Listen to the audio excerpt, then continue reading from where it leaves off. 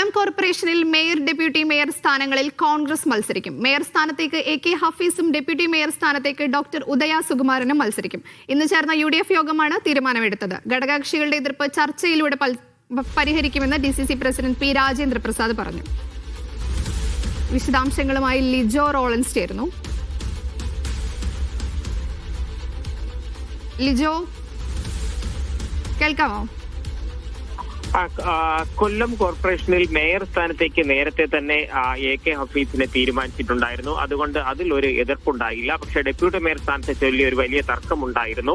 അക്കാര്യത്തിലായിരുന്നു ഇപ്പോൾ ഒരു തീരുമാനത്തിലെത്തിയിരിക്കുന്നത്. ഇന്ന് ചേർന്ന ജില്ലാ UDF യോഗത്തിലാണ് ഡെപ്യൂട്ടി മേയർ സ്ഥാനത്തേക്ക് കോൺഗ്രസ് തന്നെ മത്സരിക്കുമെന്നുള്ള ഒരു കാര്യം തീരുമാനിച്ചിരിക്കുന്നത്.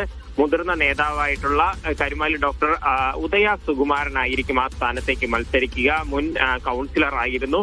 മാത്രമല്ല SN കോളേജിലെ പ്രൊഫസറായി ജോലി ചെയ്ത് റിട്ടയറായ വ്യക്തിയാണ്. മുതിർന്ന മുൻ കൊല്ലത്തെ നഗരസഭയിലെ അവസാനത്തെ അധ്യക്ഷനായിരുന്ന കരുമാലി സുകുമാരന്റെ ഭാര്യയും കൂടിയാണ്. അപ്പോൾ എന്തായാലും വലിയ തർക്കങ്ങൾ അക്കാര്യത്തിൽ ഉണ്ടായിട്ടുണ്ട്. അതിനുശേഷം ഇന്ന് UDF കോർപ്പറേഷൻ പാർലമെന്ററി യോഗം ചേർന്നതിൽ അതിൽ ലീഗ് അംഗങ്ങൾ ഉൾപ്പെടെ വിട്ടുനിൽക്കുകയും അവരുടെ ഒരു എതിർപ്പ് അറിയിക്കുകയും ചെയ്തിട്ടുണ്ട്. പക്ഷേ നാളെ നടക്കുന്ന ഡെപ്യൂട്ടി മേയർ തെരഞ്ഞെടുപ്പുകളിൽ അവർ UDFനൊപ്പം തന്നെ ചേർന്ന് നിൽക്കുമെന്നുള്ള ഒരു പ്രതീക്ഷയാണ് ഇപ്പോൾ പങ്കുവയ്ക്കുന്നത്. എന്തായാലും RSPക്കും ഒപ്പം ലീഗിനും ഏതെങ്കിലും പ്രധാന സ്റ്റാൻഡിംഗ് കമ്മിറ്റി അധ്യക്ഷ സ്ഥാനങ്ങൾ നൽകി ഈ പ്രശ്നം രമ്യമായി പരിഹരിക്കാനുള്ള നീക്കം. മറ്റൊരു കാര്യം, ഒരുപക്ഷെ ആദ്യ 2.5 വർഷങ്ങൾക്ക് ശേഷം ഉള്ള 2.5 വർഷം ഡെപ്യൂട്ടി മേയർ സ്ഥാനത്തേക്ക് 4ാം തവണ കൗൺസിലിലേക്ക് എത്തുന്ന ലൈല കുമാരിയെ പരിഗണിക്കണം എന്നുള്ള ഒരു ആവശ്യവും ഉയർന്ന് അതും പരിഗണിക്കാനുള്ള ഒരു സാധ്യതയും ഉണ്ട്. രജ്മ, ഈ ഘടകകക്ഷികൾ എങ്ങനെ അനുനയിപ്പിക്കാനാണ് കോൺഗ്രസിന്റെ നീക്കം?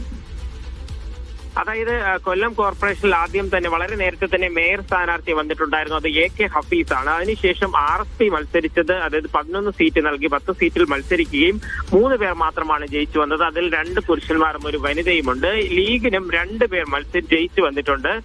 ഈ സ്ഥാനങ്ങൾ, അതായത് ഈ മേയർ ഡെപ്യൂട്ടി മേയർ സ്ഥാനങ്ങളിലേക്ക് ഈ ലീഗും RSP പറയുന്ന പേരുകൾ പരിഗണിച്ചു കഴിഞ്ഞാൽ അത് സാമുദായിക സമവാക്യങ്ങൾ അസന്തുലിതമായി പോകും എന്നുള്ളതായിരുന്നു അവരെ മാറ്റുന്നതിന് ഒരു കാരണമായി പറയുന്നത്.